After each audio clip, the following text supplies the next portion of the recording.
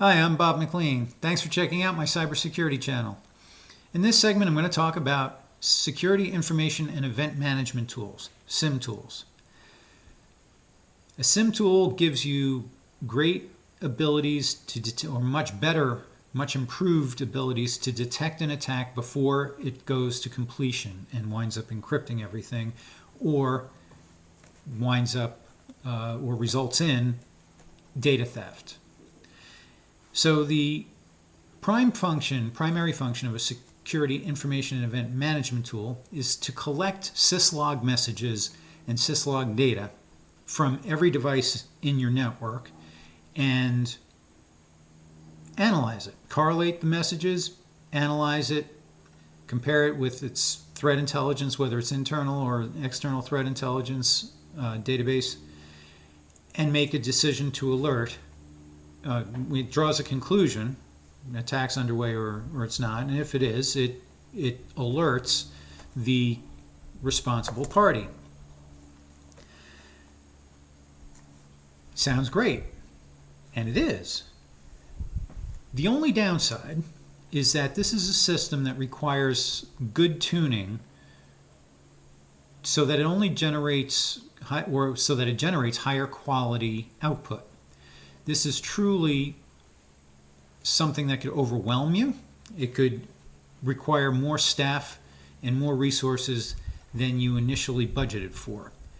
However, the ability to detect an attack underway is a really big deal. So, what kind of tuning?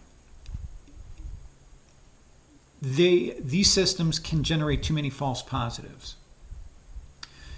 And your devices that are sending syslog messages to your syslog system, your SIEM system, they can generate an overwhelming volume of syslog data if you configure those suboptimally. You have to know what you want to look at, and you have to know your requirements for when you're evaluating a system.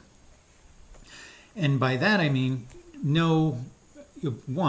double check to make sure that the SIEM tool you're going to or you're considering purchasing can understand the syslog data from your manufacturers. Now, the bigger providers, the bigger tools, the more well-known tools are going to be interoperable with probably the entire suite of hardware and firmware makers. But there is a chance that if you're using a smaller or even an open source system, that you're using a brand of switch or a brand of firewall, and it has problems parsing or understanding those particular manufacturers' syslog messages. So you want to make sure that your syslog system is compatible with all of your devices. The effort to configure it and tune it so that it's generating high value alerts and very sharply reduced number of false positives, that can take some time. You have to budget for that as part of your analysis when you're going to go buy a tool. And traffic considerations. I knew there was something. Your systems, your servers, your workstations, your anti-malware agents, intrusion prevention systems, firewalls, routers, switches, etc. generate or can be configured to generate a lot of syslog data. And that could have an impact on your available bandwidth to conduct business. If you go with a SIEM as a service vendor in the cloud, and yet you have several systems on-prem in your office data center, you're going to be sending a lot of syslog messages across to your cloud-based SIEM provider. That could have an impact on traffic. Similarly, if you maintain your syslog collector on-prem in your data center, your cloud services, your cloud machines, your virtual servers, all of that traffic for those syslog messages can have an impact.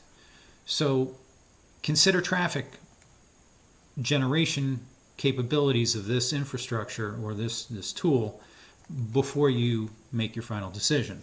It could affect how you continue to evolve your network. And I'll just run down a few of the big manufacturers, the most well-known providers of SIEM tools. Splunk is probably the most well-known.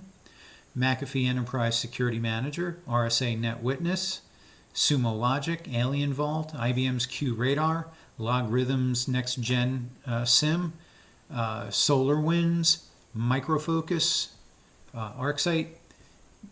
These are some of the big names, not an exhaustive list by any means. If you are thinking about an open source SIEM tool, because they are available,